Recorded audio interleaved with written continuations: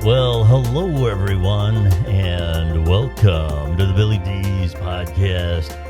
I am absolutely thrilled that you are here, and I chuckle because, well, if you've been listening to some of the past episodes, I have mentioned that it has come to my attention that I have been imitated but not equaled. Saying that I am thrilled that you are here. But here's the thing. I am absolutely thrilled that you are here. And I'm very happy and pleased to report that the listens continue to climb. And I've noticed it since we've been coming out of the COVID situation. I believe people are getting back to routines.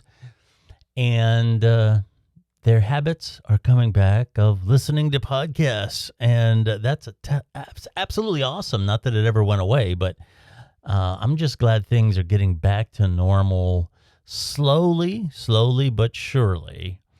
That's a wonderful thing. In the past, I just about always at least mention Memorial Day on the program, and sometimes I go into more detail than other years. And touching on the COVID, no matter what your political slant is on COVID, you know, I don't know how a pandemic became a political issue, but it did. And there were all these people, and I don't want anybody to lose their rights, but we are so absorbed in our right to spit on the sidewalk and our right to not wear a mask. And nothing says American badass more than walking into a store without a mask on. You're a real hero. And that's fine. That's absolutely fine. We can sort through all that at another time.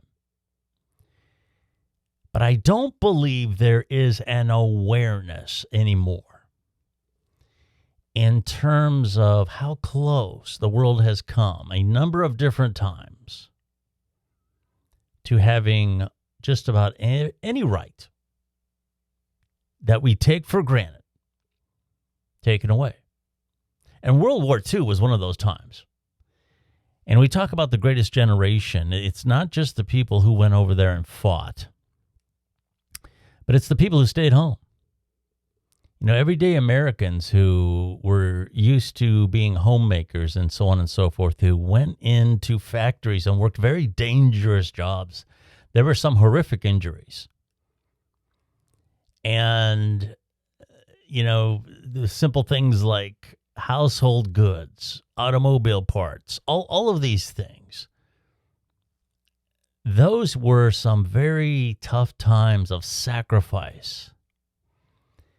And if Hitler would have been just a little bit more sane, the fight was bad enough as it was. But if Hitler would have been just a little bit more sane, that could have been a much tougher fight. And the world might be a different place. We don't know. But thank goodness for all of those people who sacrificed at home, and for our servicemen who went over there and fought. And a lot of those rights that we care so much about today, we can thank past generations for that, and all service people throughout the years. And I here again, I'm thanking all service people, and I always get the remarks about what Memorial Day is opposed to Veterans Day, and I get it, okay? But I always take every opportunity I can to thank people in uniform.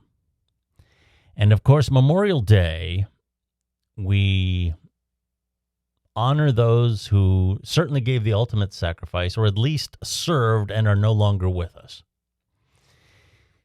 And one of the reasons why I talk about Memorial Day is because of my father.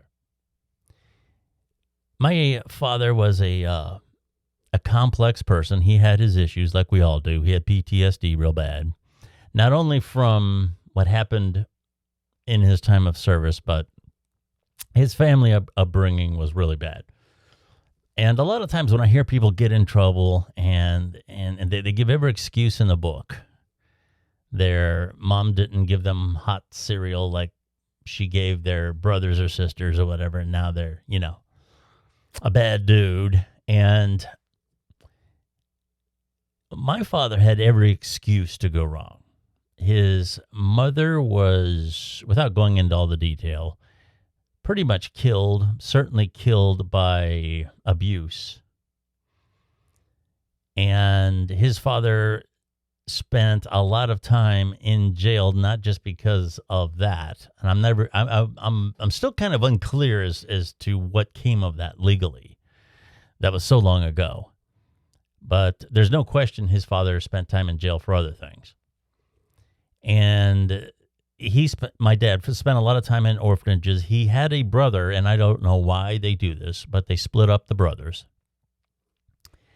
And my father was abused in the one house. He ran away, grew up on the streets, grew up fighting, and ended up in the service. Prior to that, he, by chance, got a lot of training doing engineering. And when he went into the service, he was put into the Navy engineer program. Now, my dad's nature was to fight. He wanted to fight. But he ended up designing landing fields and places on the beach to land and things like that. And his positions were overrun. Him and his group were very much a high value target because they were essentially building the infrastructure that would lead the invading forces. So they were a high value target. One occasion in particular, I remember my father was on some sort of a small boat that was tugging in another ship that was badly damaged, and something went wrong, and they both went down. Both of the ships sank. And there was people bleeding in the water, and these were shark-infested waters. And my dad was an excellent swimmer. This happened like about a mile offshore. My dad was an excellent swimmer. He swam in high school, and he very easily could have made a mile swim back to shore. That would have been no problem for my dad. But he gathered up people into groups, people who couldn't swim that well, people who might have been injured, people who were bleeding in shark-infested waters, and organized a swim to shore. And I remember him telling me when the sharks came, the water they would displace when they went under you could feel that rush. You could feel the rush of water coming up as they went past you. Now, my understanding is that no one was attacked. Sharks are not as vicious as they are portrayed in the movies. And they never did attack, but they were there. And that was something that I certainly wouldn't have wanted to do with my afternoon.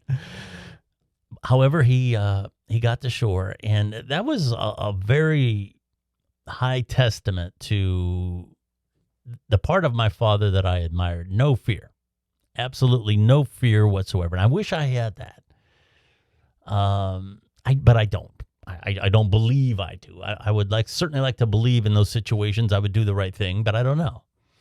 But not Dad. I mean, he had no fear.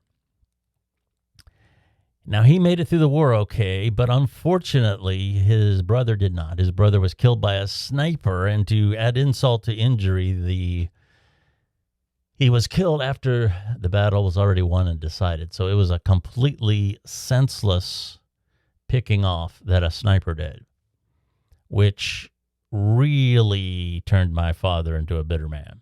So a lot of the people that I knew that knew my dad prior to all of this, and maybe shortly thereafter, said he was a little different. As he got older, the problems with PTSD, anger management, and all these other things became more acute. But I can never take away from my father He was a good provider. I have no question he was very loyal to my mother. Now, he had anger issues, which had an impact on me as a young child. He never hit my mother or I, but, he would wreck the house. There's no telling to what he would do. And flip over furniture, things like that. Nothing really horrible, but that was bad enough. But anyway, I never expected him to just die.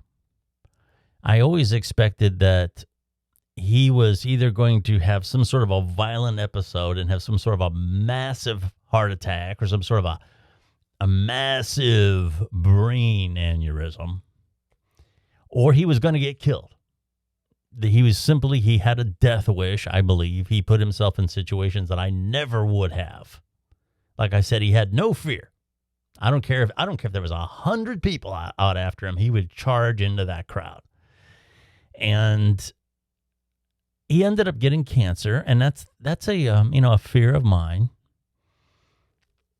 And unfortunately, however you want to put it, he went very quick. He had cancer of the pancreas and was dead within about 2 weeks after being diagnosed. But what gets me, with the life that he had, the violence and the death and the destruction that he saw, from his time in the service and his brother being taken away. And I believe this is true for just about all servicemen that I have met. They're very loyal to their honor and their service right to the very end. And my dad didn't have too much in the way of dying wishes, but he did mention, make sure on Memorial Day that the veterans, and he made this little motion like he was putting a little flag up. He make sure that the veterans give me a flag on Memorial Day. So when I am able, which has been just about every year, I try to make my way to the cemetery to make sure that flag is there, because through all of that hardship his entire life, that is what mattered. That lineage, that history of service, of sacrifice, that would be acknowledged. So I have nothing but respect for that feeling. Over the years, when this happened, I was pretty young. As a matter of fact, I went to my dad's funeral in the morning, and I went to my high school commencement that same night. And boy, that's a remembrance. That's a remembrance and a half, for sure. But anyway, I wish I would have had the opportunity to talk to my father as an adult, which just didn't quite happen. Certainly not with the experience of an adult, which I'm going to have to say is at least until your 30s. But one of the things I would want to talk to him in more detail about is when the military should be used and when they should not. I have an idea of what he would say. We talked about protesters and things like that of the time. And I have an idea of kind of what my dad would say. But over the years, in my own family, there's a naval flyer in my family. There's a number of people throughout the years, mostly Navy people in my family, but a lot of veterans across the board. And I've had a lot of friends who have served in different capacities. And over the years, I have, I have formed this 3-rule policy. If I was ever president of the United States, and that's not going to happen, I'm overqualified. I'm just kidding. But I'll tell you what, if I can make a joke like that and it's at least somewhat believable, that's not so much saying that I'm so great, but it's a commentary about some of the people we've had elected recently. Yeah, I could be president of the United States like I could be valedictorian at summer school. But anyway, if I was president of the United States, there's certain criteria that you have to have when you suggest going into an area or using military force, in my opinion. And this is all my opinion. You may disagree. But, I'm old enough to have gone through the Gulf Wars, the one with the elder Bush and with the younger, Afghanistan, Iraq, and I certainly have had enough friends and associations that went through the Vietnam era. So I believe I came up with these 3 rules that I would have, general guidelines that I would have as president of the United States when I would suggest that we use military force. And the first one would be, to have a clear objective. I always get nervous when I hear our forces being mobilized and I hear phrases like, we need to maintain stability. We need to maintain stability in the region. That's the kind of garbage that really gets me nervous because that doesn't mean anything. It doesn't mean anything. You can't put service people in the middle of a fight and just tell them, kind of referee things, make sure things don't get out of control. Can't do it. Especially when you're a foreign force. Any police officer will tell you one of the worst calls you can go on is a domestic call because when you go there, you are the person that doesn't live there. And no matter how fair or unfair or how out of balance that relationship may be and who is the abuser and who is the abused, they both can turn on you in that moment. Because you're the person who doesn't belong there. You're not the person who lives there. And that can be very hard to untangle because you want to help. But when you do that in a situation where there's millions of people involved, now you have a lot of different variant opinions about, on both sides, who are fighting, about why the United States is there. Our motives are questioned, and it just goes on and on and on. And it's just something that should not be done. If your solution is, if not your solution, but if you're evaluating a situation and your motive is, well, we need to maintain stability, you're not doing anything. Stay out of it. What you need to do is you need to determine who the bad guys are. And when it comes to the leadership of a country, you have to go into that very carefully because a lot of times when you take out a leader, whatever replaces them is even worse. And I've talked about this before at length, but, it's one thing to take out a leader. It's one thing to take out the military of another country. The United States, for the most part, can do that pretty easily around the world. But it's another thing to police that state afterwards. That's an entirely different thing. And it doesn't seem like we ever learn our lesson. What you have to do, if there's bad things happening in a certain region, you have to identify the bad guy. This is the person that has to go. And you go in there and you take him out. And that means out forever. It's very difficult. A lot of people don't have the stomach to say it. But you have to make sure that person's existence is taken out. You can't let these bad guys exist and roam around in these regions. A lot of times what they will do is they'll run across the border to a neighboring country. And of course, we don't have the political relationship with that country to pursue them across the border. So they get across there, and what happens? They fortify themselves. They load up. They get some more forces and they come right back in.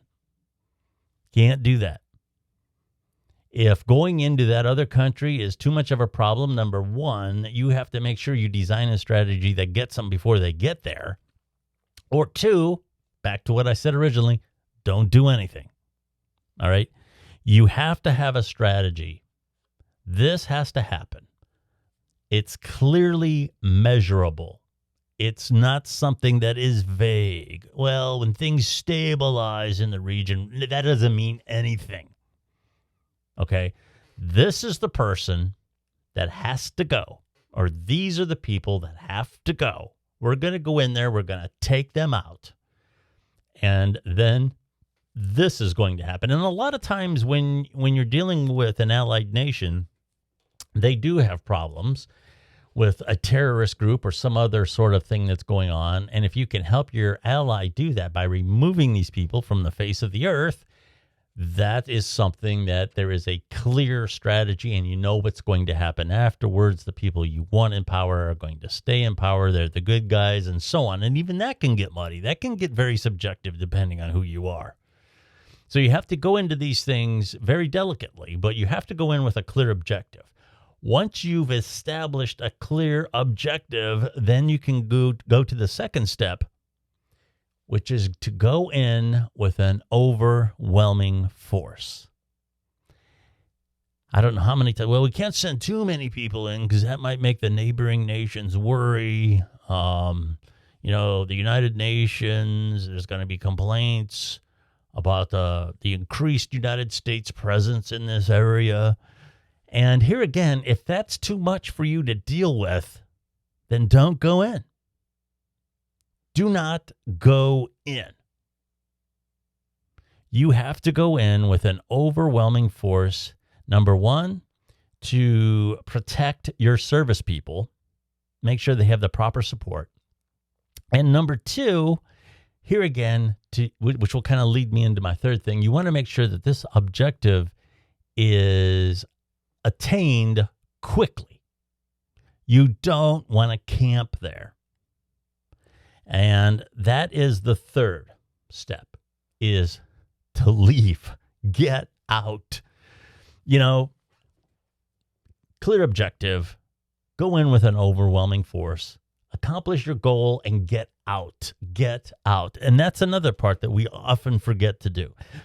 Like I said earlier, it's a hard thing policing a foreign state because you are part of what doesn't belong, as far as anybody who is native to that region is going to say, these guys don't belong there. And even if you're helping people, if you overstay your welcome, they're going to want you out too. And this is especially true when we go into countries that have a completely different culture, a completely different way of viewing life. And so often that is not considered. I believe it wasn't considered in a number of places around the Middle East. And we talk about the American Revolution. And one of the reasons why our revolution is one of the few successful ones, in my opinion, is that we didn't have to upset, we didn't have to turn over our culture. Our culture, even today, is very similar to that of Great Britain. Our system of government, one could say, is very parliamentary. The governorships and everything are descendants of different regions that the kings had around the United Kingdom. And there's a lot of things in our judicial system that are throwbacks to that time. And our culture today, we love British rock stars, British actors. I don't know what it is about them. We love Shakespeare, a lot of music, and so much is the same. The only thing we changed was who we paid our taxes to. We went from a king to a president and a representative democracy. But our lifestyles were pretty much the same. When we go into some of these places and kick in the door as Western cultures often do, and say, "Hey, we got this thing called democracy for you, and you're going to love it." That isn't always the case. They don't have, in some cases, a clear foreign cultures don't always have a clear understanding of representative government, voting our leaders, clear separation of church and state, what you believe versus what a certain leader represents. We go out of our way to make sure we separate those things. That isn't always the case. A lot of times leaders in these areas are very much tied into religious and spiritual beliefs. And a lot of times their faith is tied into the leaders that they love. And when we just go into an area like that and kick in the door and say, here's a voting ballot, aren't you happy? It doesn't always come with the best result. Winston Churchill once said that democracy is the absolute worst form of government, except all of the others. And he was right. There really is no great way to govern that everybody is going to agree on is the absolute best for 100% of the people. It just doesn't work that way. And when you have the type of government that is the least of all the evils, it is very arrogant to presume that form of government is the best for everyone. And we don't consider these things when we go into these countries and don't leave. Okay? There comes a point when you've got to get out.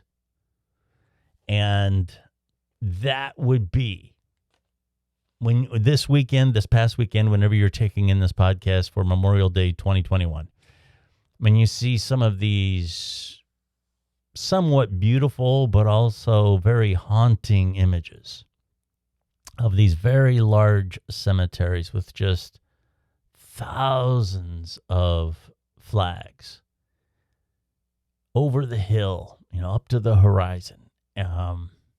If Memorial Day is a nice day, you have the blue sky, the green grass, and the red, white, and blue flags. It's very beautiful, but it's very haunting to know that these were living, breathing people who sacrificed one hell of a lot.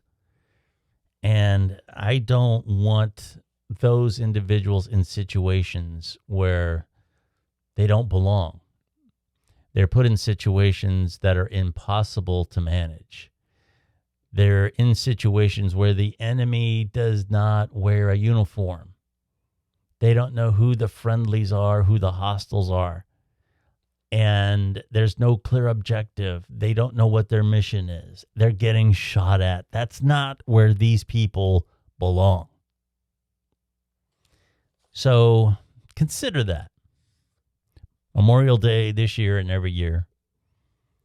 Could you stand in front of the families of all those people as a leader and explain why your decisions were worth it? And would you use terms like, well, we needed to maintain stability in the region? What has it got us now? I know these are tough choices. I don't envy the presidents, any of them, when they have to make these decisions.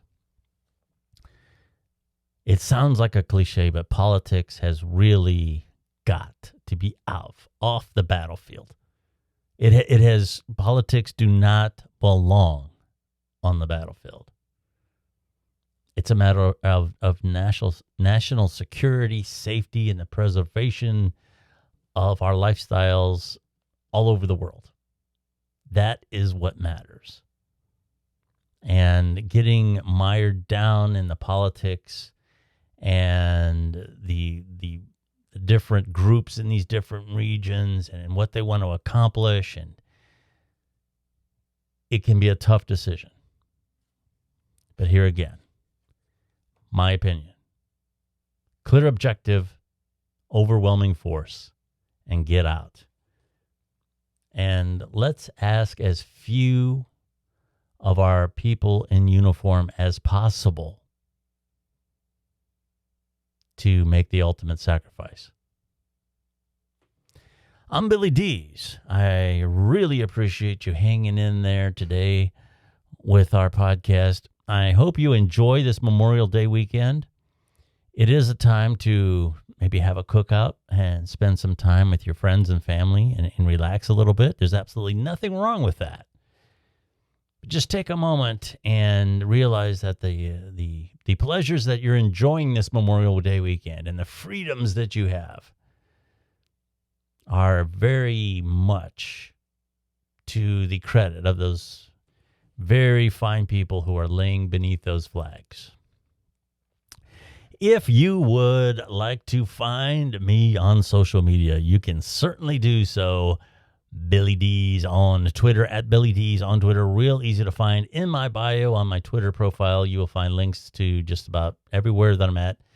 Obviously, if you are listening to this program, you're probably listening to it on Apple Podcast or Spotify, but we are on a lot of them, and I appreciate every single carrier, whether it be Player FM, Castbox, TuneIn, Stitcher, all of these listens come from all of them, and every single listen. I say this in just, again, I'm absolutely thrilled that you listen.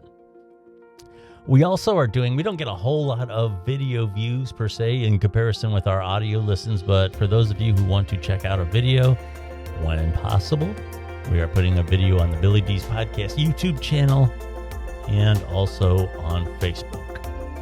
I'm Billy Dees, and until next time, I will talk to you soon. Have a great day. Well, hello everyone. I am Billy Dees from the self-titled Billy Dees Podcast. You can find me on Apple Podcasts, Stitcher, TuneIn, iHeartRadio, and many more of the best podcast networks. Join me for my commentary and interviews. Follow me on Twitter, real easy to find, at Billy Dees. I am Billy Dees. I'd love to have you listen in.